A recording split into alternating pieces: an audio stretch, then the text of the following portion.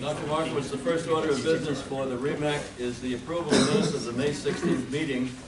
Copies of the May 16th meeting minutes are available here for folks to take a look at. And you can proceed whenever you'd like. Yes, sir. Approval of the minutes? Approved. All right. Next order of business, the Perth Volunteer Fire Company. I should probably start by welcoming everybody. It's been a long time since we got together here. I won't ask you if you read this. The Perth Volunteer Fire Company First Responder Agency is requesting approval for CPAP, EpiSyringe, Narcan, and glucometer, and the latter is pending approval of a police waiver that they have applied for and have not yet received. Their paperwork is in order, so I would ask REMAC approval for their request. Absolutely. Okay.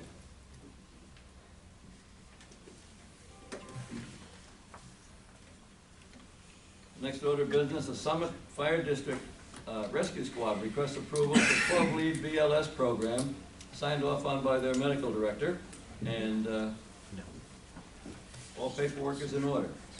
Yes.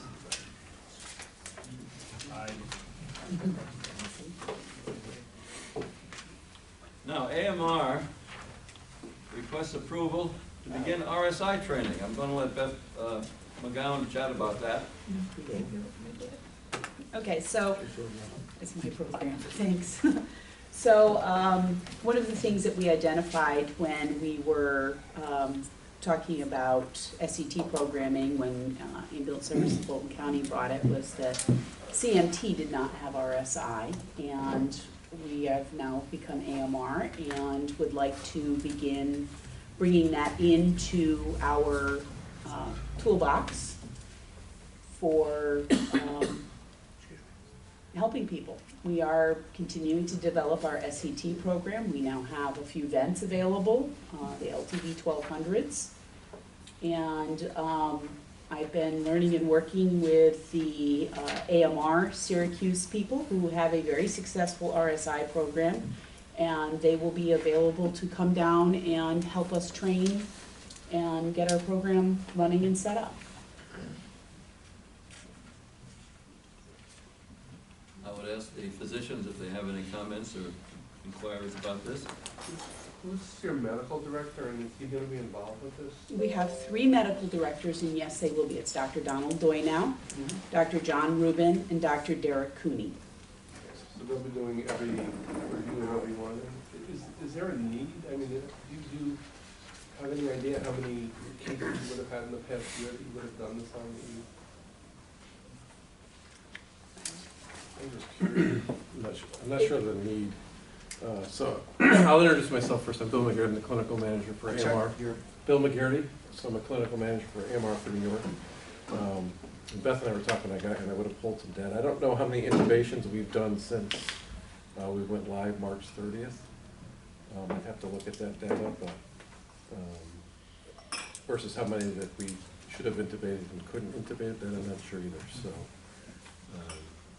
I didn't look at that data, so I wasn't prepared to answer, or not prepared to answer that. I do have a concern about currency. How, are we going to intubate because we need our numbers up to make sure that we've got, I guess that concurrency, how are we going to keep these people current and up to speed to a safe manner? So training, education, and CMEs are obviously the best way. Any RSI case that we do in Syracuse gets reviewed within 48 hours. It automatically goes to the medical directors. As soon as they transmit their PCR, they get notified that there's an RSI case, so they can review it. The clinical staff obviously reviews it with the providers. And then in Central New York, we provide a report to the region. And this is a double medic? In Syracuse, it's a single medic. But in this program here, it'll be a double medic.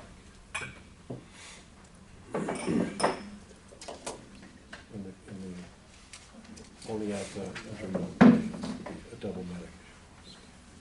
I know in the past there have been probably within the last 2 years, just from recollection, there've probably been about 5 times where paramedics have called me or called physicians to get medication assisted intubation. Because we do not have an RSI program, I feel that when we're doing the interfacility intubation type transfers as well, to have that ability if a tube becomes dislodged is very important. They're high acuity patients. So, but from recollection, I'd say about 5 times in the past 2 years that I'm aware of with the Cooperstown division. I can't speak to the Intermountain division.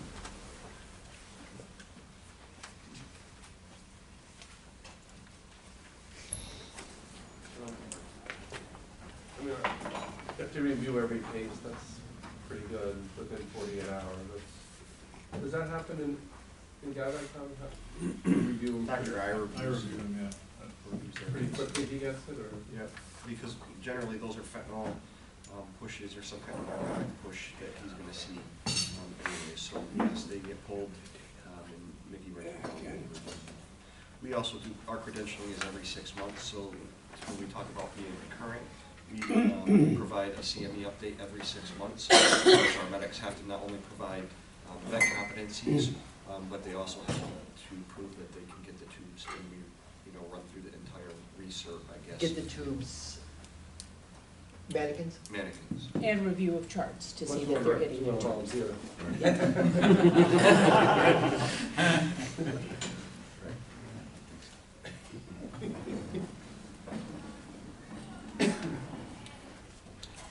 I agree with Beth. I think that if you're going to take critical transports of vented patients from one facility to another, no offense to the hospitals here, but we find that patients are generally severely undersedated for ambulance transport, and you could very easily run the risk of that tube becoming dislodged and needing to intubate. Just based off of past experience, I can tell you that that is the case. I mean, I've walked into ICUs and people are blinking their eyes at me with a tube down their throat. And that's great for the ICU that may be well managed in the ICU, but it is not so great in the back of an ambulance.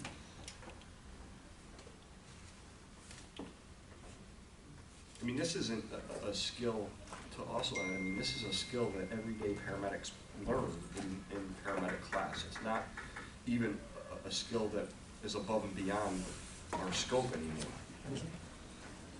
This was a discussion at the Central New York REMAC last Thursday. Because in Central New York, any RSI provider, we actually apply to the region, and the docs approve those individually. So they get to review every applicant. In their opinion, last Thursday was the RSI medic is there to push the drugs, but any paramedic can intubate that patient. That's kind of the theory there. So, and to speak on his point with the SET stuff, we had a crew go to Ithaca Monday night, and RSI somebody put them out of bed and bring them back to the state. So, it's getting used real time and successfully in our other areas. So. As long as there's a solid program in place, I have to assume that there is, because it sounds like there is. Injuries and why non-cases, we're kind of on the outside looking in, just assuming that everything is in order. Right. I feel much better about it with having, at CMT, I think we were pretty isolated and didn't have the backup. As AMR, I think we have the ability to tap a lot of people to make this a great program. I kind of like the every 6 month research thing. I think that's probably a good policy.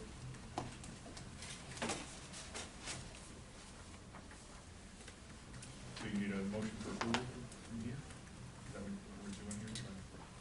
Dave, do you want Motion for a vote or approval?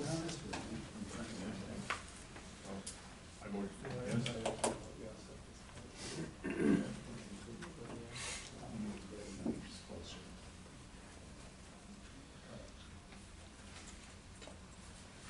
Great, yes.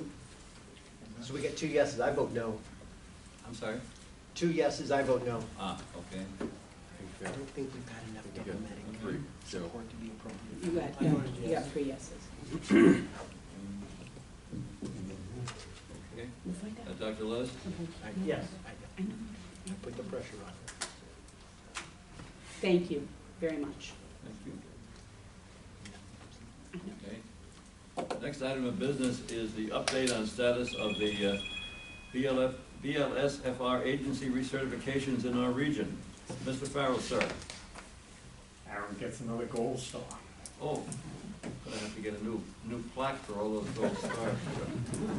The next one down is for recertification and inspection. I just let everybody know that the Bureau is undertaking a rather aggressive full-service inspection regime again, and they're down to a 2-year cycle.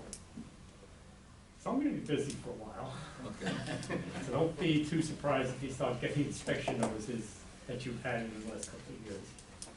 You're saying that job security on the one hand is insecurity on the other. There you go. First time. Okay, So great. I have about 60 inspections to do by the end of the year, so I'm gonna be busy. 60. Yeah, at least on a 2-year cycle, sure. All 3 regions. I'll be busy.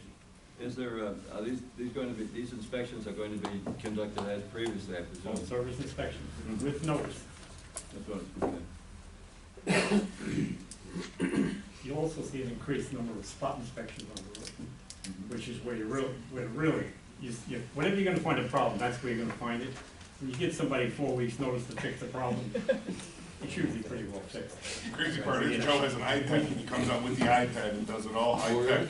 Are you still swearing at I've the got it down to a iPad? point now, it only takes me 40 minutes to do a 10-minute inspection. That's a yes. So Joe, what you're saying is you're forcing us into technology, whether we like it or not. When it works well. There you go. There you go. Do we have any update on the status of ALS agency controlled substance licensing, hospital pharmacy involvement, and med shortages? Me? No, No, whoever. Is That would be anybody Mary, finding she's any not here. shortages? I haven't heard of anything lately. Cardizem, Cardizem is short? Cardizem, Cardizem? Cardizem. I haven't read that.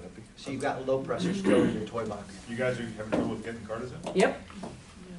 On our national contract. We actually have an epi shortage. That hasn't filtered down to me yet.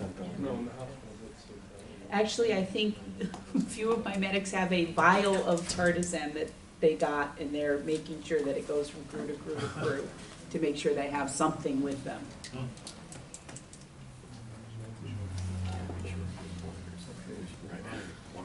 Is that, Beth, is that creating any kind of a, I mean, I'm not trying to. I have ambulances that do not have Cardizem on them at the moment because it's expired.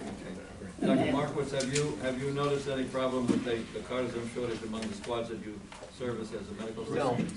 You have not? no, that's why I was inquiring, yeah. So just remember you've got low pressure still in your toy box. Right, right. Okay. All right. Do we have any other, we have no correspondence which would necessitate executive session. Do we have any other new business or any other old business to be revisited? I'd like to talk a little bit about the BLS protocol update. Certainly. I finished mine and was kind of confused in module 1 where they said the REMAC was going to set out the standards for each region. Did they set out standards? Does the REMAC know Does the REMAC know that? I have not gotten through it, my apologies. I know, it's hard for me to imagine that I time stamped it 9:32. Got it at 9. No, I'm just kidding. It took an hour and a half. So, but that's what I found in module 1, that they said that the REMAC was gonna set out the skill standards and what they wanted completed. So the state put it out so you could print out go through all the things and get the certificate. But I know that some other regions were doing a presentation to like a classroom full of people and having them sign in and not getting the certificate. And then what skills do you want to see, and are we going to have the same skill sheet for each agency that the region wants? I believe, if I'm not mistaken now, I believe that where the state's coming from on this, and this would be, John McMillan would have to verify this, but I believe where they're coming from on this is they're leaving it very much up. Some of the regions have training sessions being conducted on a regional basis also. And they're leaving it up to, other regions are leaving it up to the agency medical director whether or not they are satisfied with the skill sets, going forward under the new protocols. My understanding, and I didn't get any particular directive from the state about let your REMAC know and see what they want to develop. It's entirely up to the REMAC, whether they want to leave it to the agency medical directors or whether they want to have some special skill sets updates. Yes, so that's what my question is. Which way do we wanna, what are we doing? Right. Up to now, the REMAC physicians have left it up to the individual agency medical directors, who I have to say, really seem to be on top of things. There are a great many more hands-on, actively hands-on service medical directors in the region now than there used to be, and that's a very good thing. That's a very, very good thing.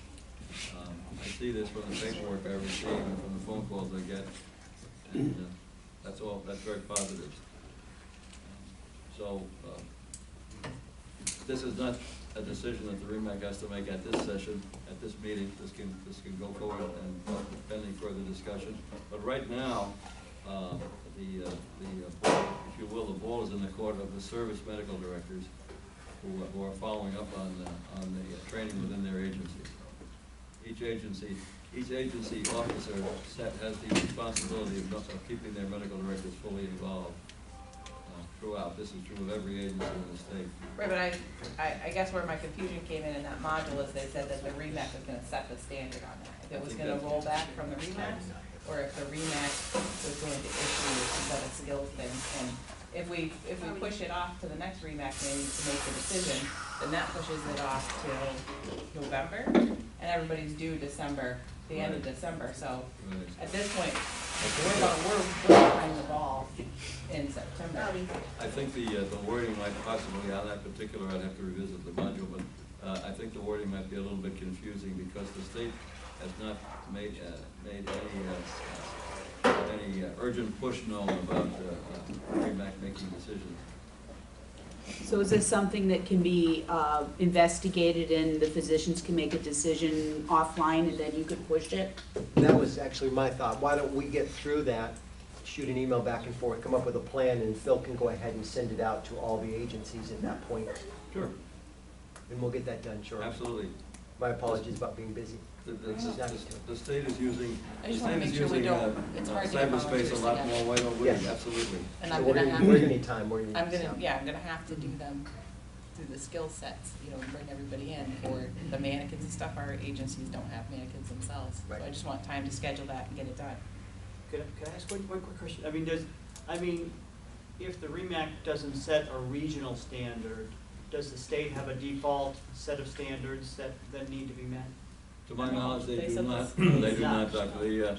To my knowledge, it then falls to the agency itself with their service medical director to make sure that the agency is up to snuff with their, agency members are up to snuff with their operational skills.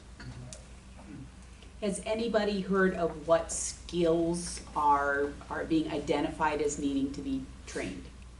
I think I have a list somewhere, I just don't have it with me. There was no set list, like in module 1, they said the skills that are identified by your REMAC. So they didn't even give us a set. They said, for example, patella dislocation, which, there isn't any basic EMT class that's teaching patella dislocation. So obviously that's a skill. And then we have to then say, how am I going to train on this skill? I don't have it, the patella I think that dislocation. SREMS did identify what skills were different between last and this. I will reach out to Mike Cox. I'm part of their training and ed committee, and we were discussing that. I'll reference my notes and reach out to Mike Cox because they put together a whole attestation, and I'm pretty sure they were getting ready to do their own classes because the state had not published anything. And part of what they had done is found the skills and whatnot. And I will reach out and try to see Thank you. Great, what we've, great. If you what share it that, is. I know you'll share that with us, that's great, I will in turn share it with all the members. Absolutely. We're waiting a little while more. We'll have a meeting in September, and the end of November, due in December, so we should be all set. Has anybody had difficulty logging into the new vitalscienceacademy.com website? Just kidding. Yeah, I did. Yeah, I did originally, if you'll take a look at the letter that, the email message that John McMillan sent around when he sent around the information on how to log in. He thanked the program agency directors and other interested parties for helping him to correct certain problems that were there. There were interesting problems there. You find yourself, I'm a Star Trek fan, you find yourself in a temporal causal loop initially, and then they have corrected that. So it is relatively easy to use now. Don did suggest that if you're using Microsoft Edge as your browser and you're having trouble logging in, you might want to use Chrome. You might want to switch to Chrome to log in. That was one suggestion he made. I don't know if that's... I tried both and I had problems. On both of them? But it was because when on the first page where you put your name and email and all that, you know, my computer comes up with a thing, you know, pre-populated, like, you know, I could click on it, just put all that stuff in. Cached information, right. That's what the problem was. I had to manually put it all in. Right. And then it was fine. Okay. Thank you folks very much. Thank you, Maggie. Anything else that may be appropriate to be brought before the REMAC today? Yes, I just want to know if the doctors have looked at the revisions for the ALS to BLS, by BLS, the cancellation that we discussed. And we were going to look around and try to find a decent, just want to know how you're making out with that, if you found anything. No, we're still in hold on that. Do you want me to resend out the revisions I sent out after the last meeting? There. Okay. Any other questions? Pelvic stabilization.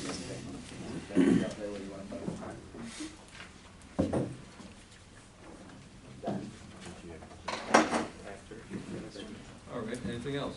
Sorry. Do we have an update from Training and Ed for the teaching day in November?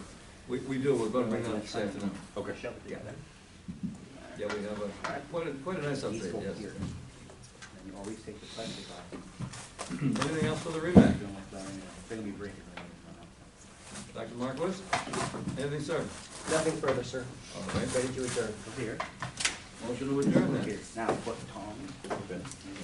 11:47.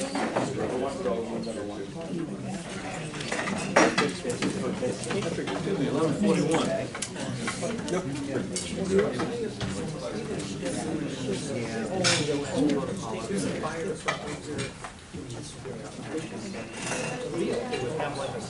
Yes, please.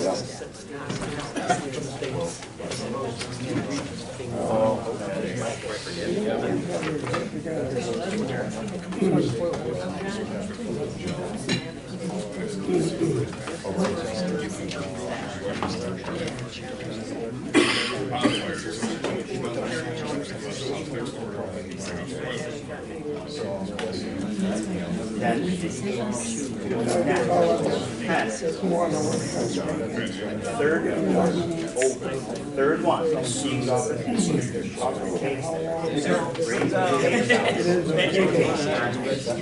Like not on your chest. You can bring the whole tray on this. Don't, if you're within right here. Okay, yep. Have that all that? So we need to come up with a time frame. But we have to, we want to, only do that for